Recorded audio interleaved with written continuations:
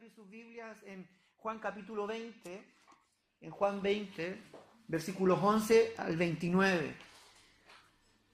La resurrección de Cristo es el mejor argumento para decir, o para nuestra fe, para decir que nuestra fe tiene sentido, ¿no? Que el creer en Cristo tiene sentido. Es el mejor argumento que nosotros podemos tener.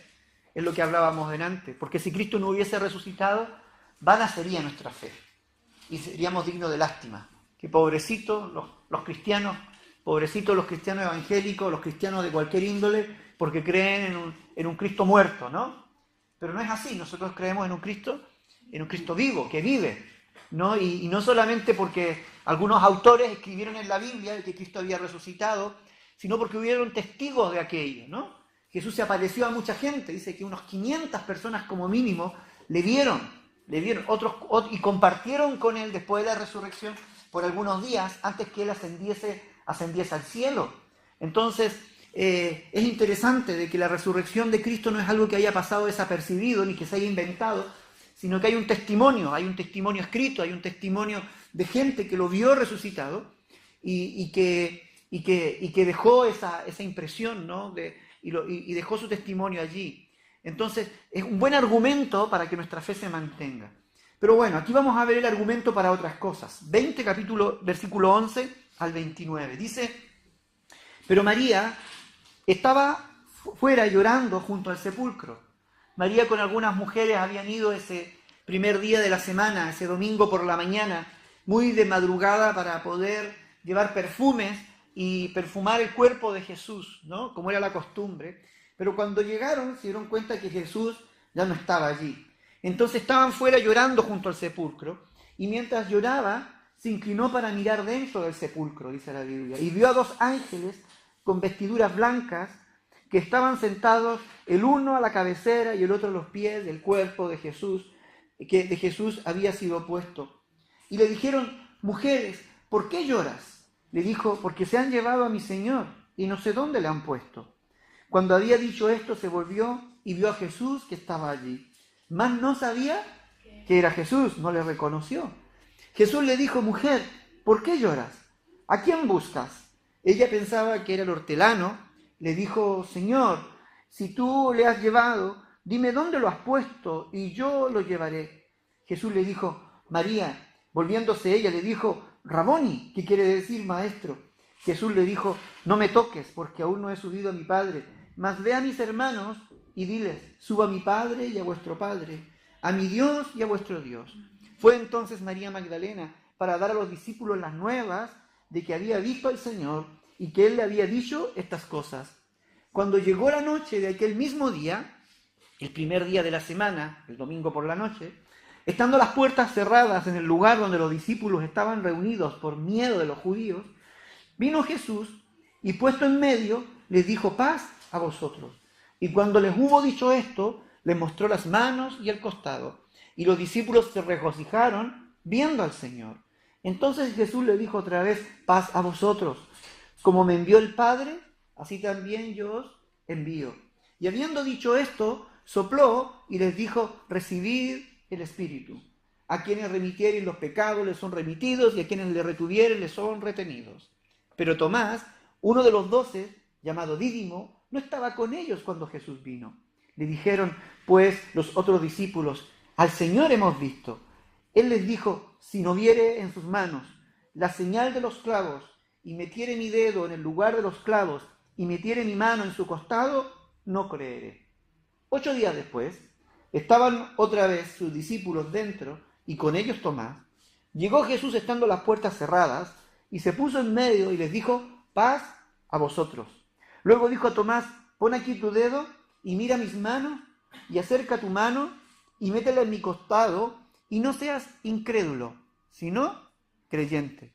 Entonces Tomás respondió y le dijo, Señor mío y Dios mío. Jesús le dijo, porque me has visto, Tomás, creíste. Bienaventurados los que no vieron y creyeron. Bienaventurados los que no vieron y creyeron. La muerte de Jesús estuvo rodeada de muchas situaciones espectaculares, por decirlo de alguna forma. por decirlo de alguna manera. Cuando Cristo murió hubo como una reacción en cadenas. Dice la Biblia, cuando uno lee la narración de Mateo y también de Lucas, que es un buen complemento entre Mateo y Lucas, ellos nos narran y nos dicen que desde la hora sexta hasta la hora novena, es decir, de las 12 hasta más o menos las 3 de la tarde, hubo tinieblas. Cuando Jesús estaba en la cruz, hubo tinieblas. Y luego que hubo tinieblas, ya casi cerca de la hora novena, ocurrieron algunos hechos que allí también se narran. Jesús dice por un lado, tengo sed, dice. Menciona que tiene sed y es cuando le dan a beber vinagre con agua.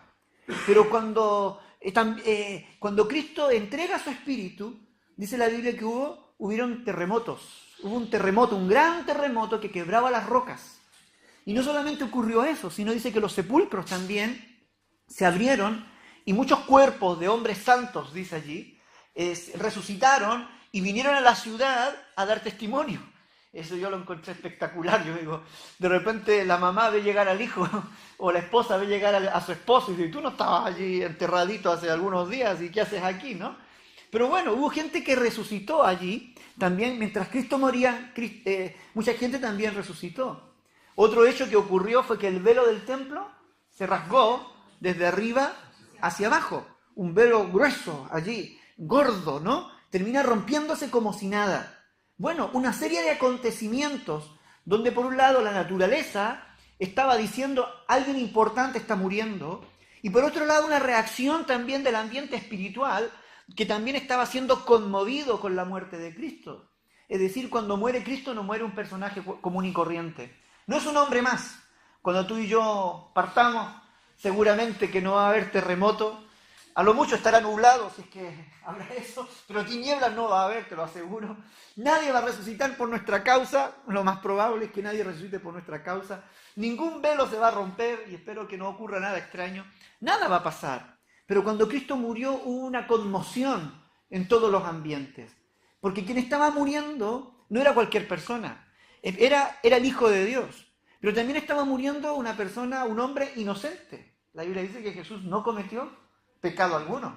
Es decir, la muerte era totalmente injusta, era una muerte ilegal, podríamos decirlo. ¿Por qué? Porque la muerte es para los pecadores, ¿sabían ustedes? La paga del pecado es muerte, dice la Biblia, ¿no? Y el alma que pecare, esa morirá.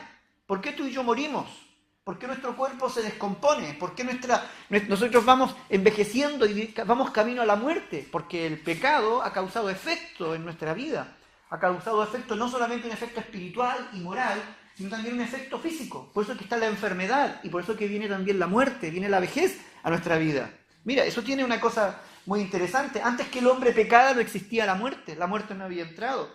La muerte entró a causa del pecado de Adán. Entonces, si Jesús no había pecado, entonces era injusto, era ilegal que él muriera. Entonces hubo una conmoción.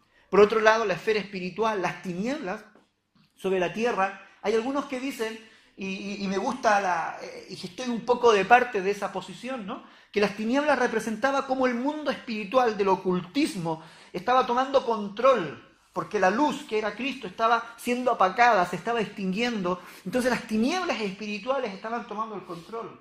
Como quien dice, cuando Cristo estaba muriendo en la cruz, estaba agonizando, las tinieblas estaban de fiesta, diciendo, por fin hemos tomado el control. Por fin ahora vamos a tener todo el control, toda la autoridad y nada ni nadie nos va a detener. Y vamos a poder ir sobre la humanidad y destruirla, manipularla, controlarla y hacer con ella lo que se nos plazca.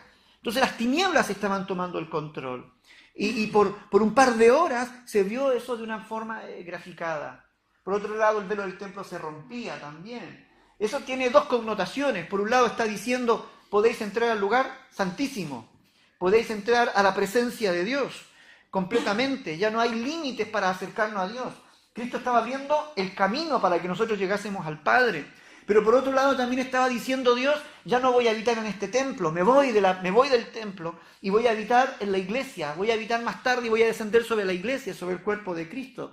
Pero bueno, son cosas, símbolos, situaciones que se van dando en torno a la muerte de Jesús, que no pasó y que no pasó desapercibido, sino que causaba ese impacto en las vidas y en los corazones, al punto que uno de los soldados, como el que veíamos hace un rato en el vídeo, ¿no? Tiene que reconocer y decir, verdaderamente este era hijo de Dios.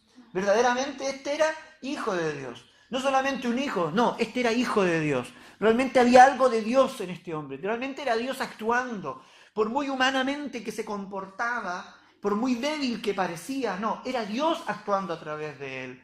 Y durante ese momento, cuando Cristo muere, y él muere allí en la tumba, muere allí en la cruz, luego antes de bajar a la tumba se dan cuenta de que él ya había muerto. Mientras los dos ladrones que estaban a su lado continuaban con vida, les tuvieron que quebrar las piernas, era la costumbre, ya lo siento que suena un poco feo, poco fuerte, pero los que están a los lados les quiebran las piernas, ¿cierto? Para apurar su agonía y su dolor y puedan morir. Cuando llega donde Jesús ya estaba muerto. Y es interesante, porque a Jesús no lo mataron, como muchos creen, no. Jesús entregó su vida, Jesús entregó su espíritu. Por eso que él dice, Padre, en tus manos encomiendo mi espíritu. Y habiendo expirado, ahí, entregó. Me voy explicando. A Jesús no lo mataron, él entregó su vida. Y ese es un hecho interesante, es un dato muy interesante, porque la Biblia siempre habla de que Cristo dio su vida, entregó su vida, y lo hizo de manera literal. Los que estaban a los costados tuvieron que matarlos. Y para asegurarse en Jesús que realmente estuviese muerto, le calaron la lanza en su costado. ¿Y qué salió? Sangre y agua sale de su costado. Pero Jesús ya estaba muerto. Jesús ya había entregado todo y había entregado su vida. Luego Jesús es sepultado, como la mayoría de nosotros ya saben. Viene José de Arimatea, un hombre rico que tenía una tumba vacía, una tumba para estrenar, coge el cuerpo de Jesús, pide permiso a las autoridades, coge el cuerpo de Jesús y lo deposita allí. Y pone una gran piedra, ¿cierto?, en esa tumba también, como una manera de asegurarse de que nadie robe el cuerpo, porque Jesús ya había dicho muchas veces que él iba a resucitar. Y lo que eran o no, la gente dijo, bueno, mejor nos curamos en salud, ponemos una gran piedra, ponemos unos soldados y así nos aseguramos de que nadie vaya a robar el cuerpo, que nadie mueva la piedra y después nos vendan el cuento de que Jesús resucitó. Así que desde ahí en adelante ya estamos llegando al día sábado. Ese día sábado creo que fue uno de los días más largos que pueden haber. Fue uno de los días llenos de confusión. Es poco lo que se puede decir. La Biblia no nos narra nada de lo que ocurrió el día sábado. Pero sí nos puede dejar entrever algunos detalles. La actitud de los discípulos. La actitud de la gente, la actitud de los que estaban cercanos a él. ¿Sabe? Yo siempre digo, muchas veces Jesús nos habla, pero nosotros no creemos. Jesús nos habla, pero mientras no lo veamos, no lo creemos. Mientras no lo experimentamos, no lo creemos. A pesar de que Jesús había dicho que iba a resucitar, a pesar de las palabras de Jesús de esperanza, los discípulos volvieron al aposento, volvieron al lugar donde habían cenado, y allí se encerraron, y allí estuvieron ellos, seguramente por temor a que les pasase algo, por temor a las circunstancias, tal vez haciendo planes de lo que iba a hacer de sus vidas, ahora en adelante, ya que no estaba el maestro. Habían dejado algunos sus barcas, habían dejado su profesión. Mateo había dejado un muy buen trabajo por seguir al maestro, ¿no? Otros habían abandonado sus líneas políticas, sus partidos políticos por seguir a Jesús. Otros habían abandonado a la familia por seguir a Jesús. Ahora la pregunta era, ¿qué vamos a hacer? ¿Qué va a ser de nosotros? ¿Qué va a ocurrir con nosotros? Entonces lo que leímos nosotros hace un momento no debe extrañarnos algunas cosas que allí ocurren. Ese Jesús que por un lado primero cuando muere, deja como demostrado de que quien estaba muriendo no era cualquier persona, sino que era el Hijo de Dios. De pronto parece que esas señales la gente no lo ve, la gente no lo reconoce, la gente no lo cree. Y eso es lo que nos sigue pasando hoy por hoy. Pueden haber muchas señales a nuestro alrededor, pero siempre llega la duda, siempre llega el temor. Siempre hay muchas señales de una forma u otra en la cual Dios nos habla, manifestando su compañía, manifestando su ayuda, su apoyo, su perdón, su amor, queriendo relacionarse con nosotros. Pero la gente no entiende las señales, como que no ve que Dios está allí, no lo ve. Mayores son sus temores, sus vergüenzas, sus miedos. Mayor es lo que ven que lo que realmente Jesús haya dicho. Y eso es lo que le pasa a los discípulos. Por eso es que no nos ha de extrañar lo que luego vemos. Cuando llegan estas mujeres, ¿no? se levantan muy de madrugada, ¿cierto? Se levantan muy de madrugada y se encuentran que la tumba está vacía. ¿Qué es lo que pensaron ellas? Se robaron al maestro. Ninguna dijo, oh, resucitó, qué bueno, vamos a contarle. No, se pusieron a llorar. Se quedaron afuera de la tumba tristes. ¿Por qué? Porque pensaban que le habían robado al maestro. Lejos de estar contentas, no, tristes. Lloraban. Y allí llorando es cuando se le aparece un ángel, ¿no? Se aparecen dos ángeles, dos varones allí para preguntarle, ¿por qué lloras? ¿Por qué lloras? ¿Cuál es el motivo de esta tristeza, no? Y ella le dijo, porque se han llevado a mi Señor y no sé dónde le han puesto, ¿no? Y cuando cuando había dicho esto, dice, se volvió, ¿y a quién vio? Vio a Jesús que estaba allí. Está hablando con los ángeles diciéndole, ¿dónde dejaron al Señor? Y de pronto miran hacia atrás y se ven a Jesús. Pero a Jesús no lo reconocen. No lo reconocen hasta que Jesús le habla. ¿Y qué es lo que le habla Jesús? ¿Qué es lo que les dice Jesús cuando les reconoce? ¿Por qué lloras? ¿A quién buscas? Le dicen ella, ¿no? ¿A quién buscas? Y ella dice, bueno, a Jesús buscamos, eres tú el hortelano, buscamos a nuestro Señor. Pero luego le dice, María. María. Cuando Jesús le llama por su nombre, ahí es cuando María reacciona y le dice, maestro, Raboni, o rabí, ¿no? O Raboni, maestro, eres tú. Y ahí le termina reconociendo. Yo en esta mañana dije que iba a hablar de argumento. Este fue el argumento que Jesús usó. La resurrección de Jesús sirve de argumento en este caso. Sirve como primer argumento para derribar la tristeza, para quitar la tristeza y la angustia que había en el corazón de estas mujeres. Para devolver la esperanza, estas mujeres que lloraban porque no tenían esperanza, estas mujeres que lloraban porque sentían que lo habían perdido todo. Habían perdido a su maestro, habían perdido a su amigo, habían perdido a quien que les había aceptado. En medio de una sociedad discriminatoria, en medio de una sociedad que ponía límites a las mujeres especialmente, ella lloraba, entendía de que el maestro, que le había enseñado, que le había guiado, el maestro que les había dado respeto y que las había valorado, ya no estaba. Pero Jesús, al resucitar, les está demostrando, no, yo estoy vivo. Y es el mejor argumento contra la tristeza. Si hay algo que debe consolarnos siempre a nosotros, en medio de la tristeza y en medio de la angustia, es saber que contamos con Dios, es saber que contamos con Cristo, es saber que contamos con su presencia. Si hay algo que debe darnos gozo en medio de cuando falta la esperanza, cuando creemos que lo habíamos perdido todo, es saber que contamos con un Cristo vivo, con un Cristo poderoso, con un Cristo que ha vencido la muerte. Y si Cristo ha vencido la muerte, es capaz de vencer cualquier enfermedad, es capaz de traer solución a cualquier problema, es capaz de mover cielo y tierra, como decimos nosotros, para hacer un milagro, para actuar, para intervenir en medio de nuestras vidas. Si Él ha vencido la muerte, es capaz de acompañarnos, no importando la situación que tú y yo vivamos. Él es capaz de acompañarnos en medio de los momentos angustiosos, en medio de los momentos de soledad, en medio de los momentos de tristeza. Él es capaz de estar allí. ¿Por qué? Porque ha vencido la muerte. Jesús se levanta y es el mejor argumento su resurrección para poder aplacar, para poder acallar cualquiera de nuestras tristezas, cualquiera de nuestros dolores. Porque a Jesús la muerte no le pudo retener. Hay un segundo aspecto también que nosotros podemos verlo allí. En el mismo capítulo 20, el versículo 19. Jesús ahora ya no solamente se le aparece a las mujeres, las llama por su nombre, a María, y le trae consuelo al corazón, sino que luego se aparece a sus discípulos. Los discípulos estaban allí. Si uno lee la narración, el versículo 19, dice que estaban todos reunidos. ¿Por qué? Por el miedo. ¿Qué es lo que había? Temor en sus corazones, por miedo a los judíos, por miedo a lo que podrían hacerle a ellos. Si hay una de las cosas que a nosotros más nos da miedo, es lo que podría ocurrir. Podría ocurrir.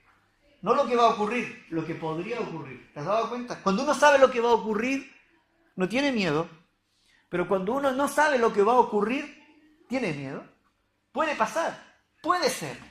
Y lo que podría ser se transforma en un gigante, se transforma en un fantasma sobre nuestras vidas, que muchas veces termina condicionándonos y termina dominándonos. Yo veo aquí estos discípulos atemorizados por lo que podría ocurrir con ellos, por lo que podría pasar con ellos. habían visto un ejemplo en Jesús y tal vez ellos decían, seguramente puede que nos pase eso a nosotros. Puede que eso también nos ocurra. Y el temor se había apoderado de sus vidas.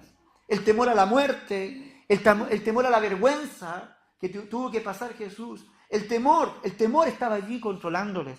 Así que ellos no encontraron nada mejor que esconderse y estar allí encerrados en el aposento, pero lo que no sabían es que Jesús iba a intervenir en medio de su temor. ¿Sabe? El mejor argumento contra el temor es saber que Jesús está presente en medio de nuestros temores, en medio de nuestros miedos. Y esta no es la primera vez que Jesús se levanta en medio del temor. En una ocasión los discípulos iban atemorizados cruzando el mar.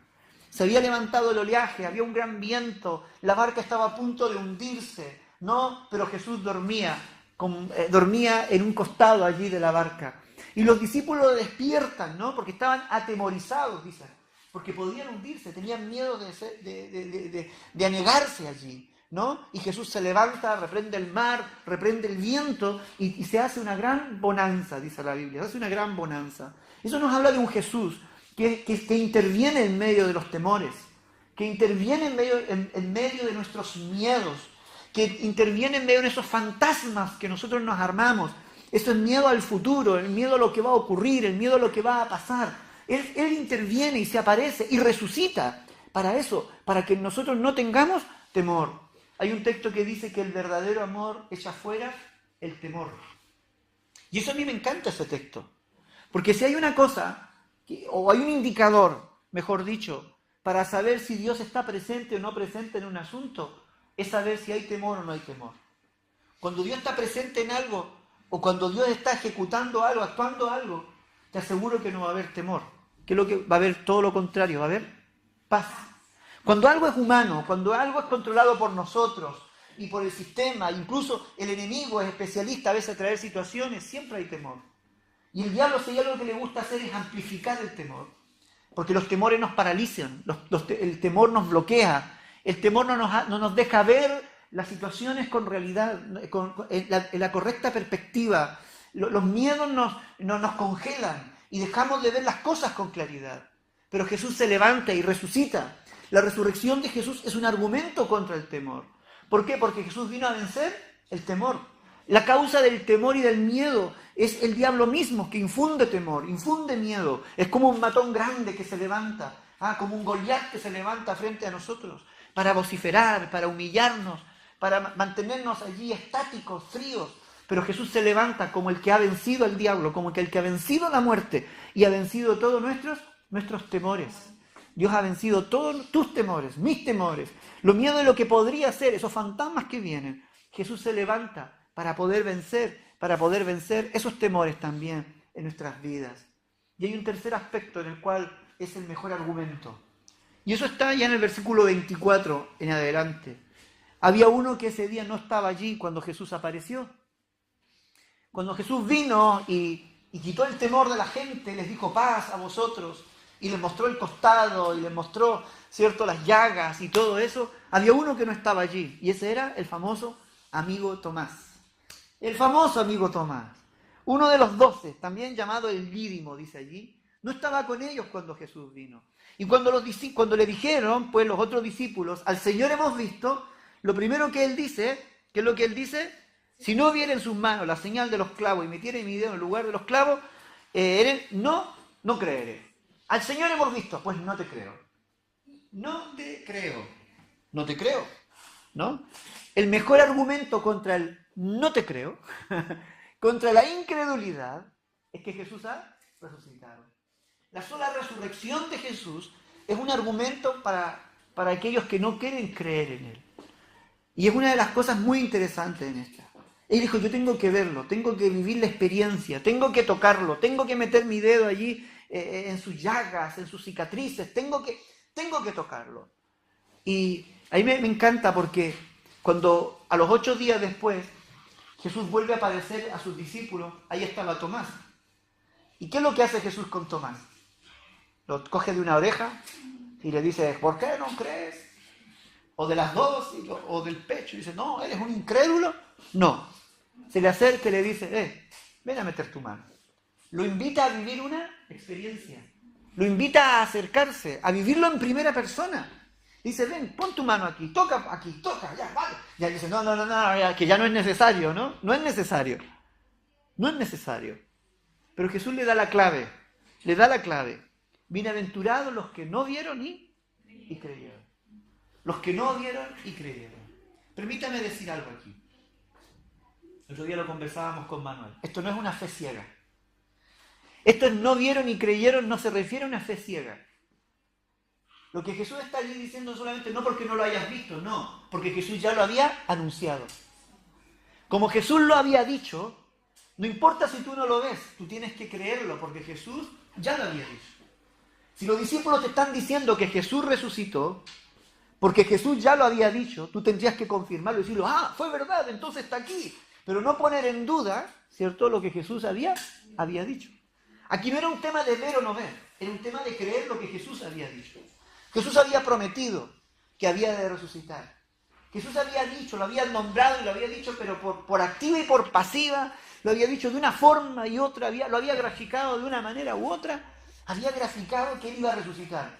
Y cuando Él resucita, nadie se lo esperaba, nadie lo estaba esperando, que Él resucitara. Y ahora este incrédulo le viene a decir, oye, no, que yo si no lo veo, no lo creo. No se trata de verlo para creer, se trata de creer las palabras de Jesús para luego poder vivir la experiencia. Pero Jesús no se hizo problema, le dijo, ¿quieres ver algo? Muy bien, aquí está la experiencia. Mírame a mí, tócame, y si no me tocas no pasa nada, aquí estoy yo, en carne, bueno, no estaba en carne y hueso Jesús, estaba con un cuerpo glorificado allí, ¿no? Para que le pudiese ser tocado y pudiese vivir la experiencia. El mejor argumento contra la incredulidad es la resurrección de Jesús. Hoy por hoy hay mucha gente que dice que no es creyente, pero creen en fantasmas, creen en ídolos, creen en mentiras, creen en engaños, creen en supersticiones, creen en la pata de conejo, creen en la herradura, que creen en un madero, creen en esto, pero creen. Ninguna de esas cosas, el conejo ya está muerto, dejó la pata, seguramente, ¿no? Creen en la herradura, no tienen ni el caballo, pero creen en la herradura. ¿Qué sé yo? Creen en una serie de cosas. Pero en cambio cuando nosotros decimos, mira, yo creo en Jesús, nos quedan mirando. Jesús realmente vive. Y como Él vive, nuestra fe es una fe fiable, es una fe confiable. Que Él viva, Él significa no solamente que resucitó, sino que Él sigue viviendo por los siglos de los siglos. Él sigue caminando a nuestro lado. A mí me encanta lo que dice Mateo 28, 19. Yo estaré con vosotros todos los días hasta el fin del mundo. Significa que Jesús no solamente había resucitado para hacer una experiencia histórica de un momento determinado, sino que su presencia se iba a manifestar a lo largo de la historia. Iba a estar presente a nuestro lado, para superar nuestras tristezas, para quitarnos el llanto, para quitar nuestros temores, pero también para poder afirmar nuestra fe. Nosotros podemos sacar pecho, mirar a la gente a la cara y decirle, no, mi Cristo vive. Tal vez no le veo, pero le creo a sus palabras. Tal vez no le veo, pero he vivido la experiencia. ¿Qué experiencia? Tal vez no he metido sus manos en su costado, pero Él ha metido su mano en mi costado. Él ha tocado mi corazón, Él ha tocado mi mente, Él ha tocado mi vida. Me ha transformado a mi familia, está transformando a mis hijos. Veo gente cambiada, veo gente sanada, veo corazones restaurados. Y esa experiencia me permite a mí decir, Jesús vive, Jesús es real, Jesús es genuino, lo que Él dice lo cumple. Y entonces la resurrección de Cristo, la vida de Cristo, el Cristo resucitado, es un argumento contra la incredulidad, porque Él a través de su resurrección, en su presencia, Él sigue haciendo hoy milagros, Él sigue hoy liberando, Él sigue hoy restaurando, Él sigue hoy trayendo vida abundante, Él sigue siendo real en nuestras vidas. La resurrección de Cristo es el mejor argumento contra la tristeza.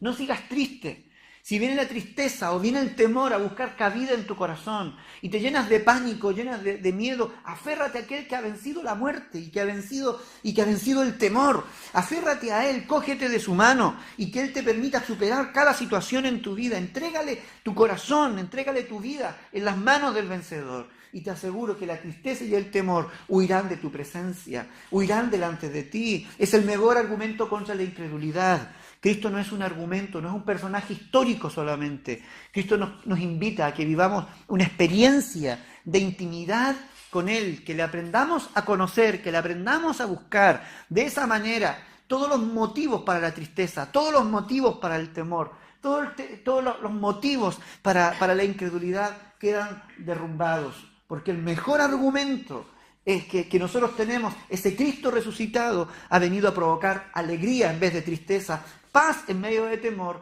y en vez de incredulidad, Él ha querido inyectar fe en cada uno de nuestros corazones, porque Él resucitó y porque Él vive también en medio nuestro. Hay argumento de sobra. Cristo resucita para eso, para que sea el argumento de nuestra vida, la base de nuestra vida, la roca de nuestra vida, ¿no? En la cual podamos fundamentarlo y saber que esa roca permanece por los siglos de los siglos, para siempre, para siempre. Gloria a Dios, gloria al Señor. Yo quiero invitarle a que estemos de pie y podamos orar al Señor en esta mañana.